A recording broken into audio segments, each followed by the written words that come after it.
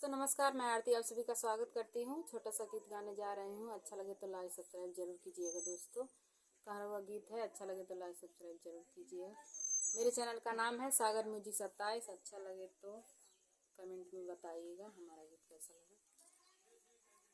मोरा जिया घरी गला ससुइया से, मोरा जिया घबड़ैला ससुइया से, मोरा जिया घबड़ैला ससुइया से, ससुइया से हो ससुइया से, मोरा जिया घबड़ैला ससुइया से, मोरा जिया घबड़ैला ससुइया से।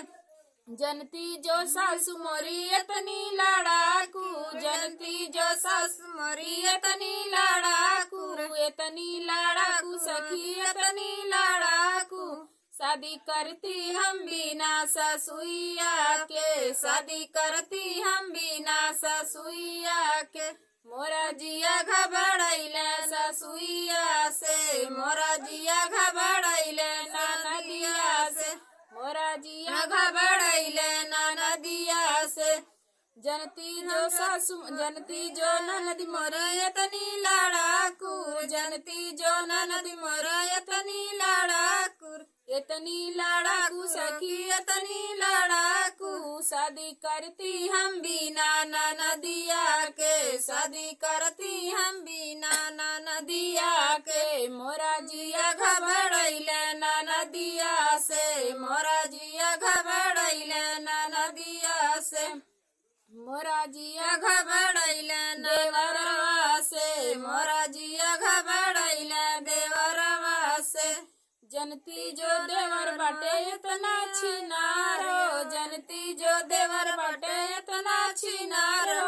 शादी करती हम बिना देवरवा के, शादी करती हम बिना देवरवा के।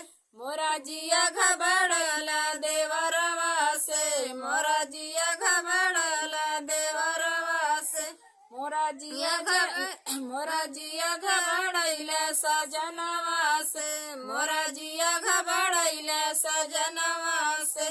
जनती जो सजन मोरा इतना निकम्मा, जनती जो सजन मोरा इतना निकम्मा, इतना निकम्मा सखी इतना निकम्मा। जनती जो सजन मोरा इतना निकम्मा। शादी करती नहीं बिना सजनवा के, शादी करती नहीं बिना सजनवा के। मोरा जिया घबड़ैले सजनवा से, मोरा जिया घबड़ैले सजनवा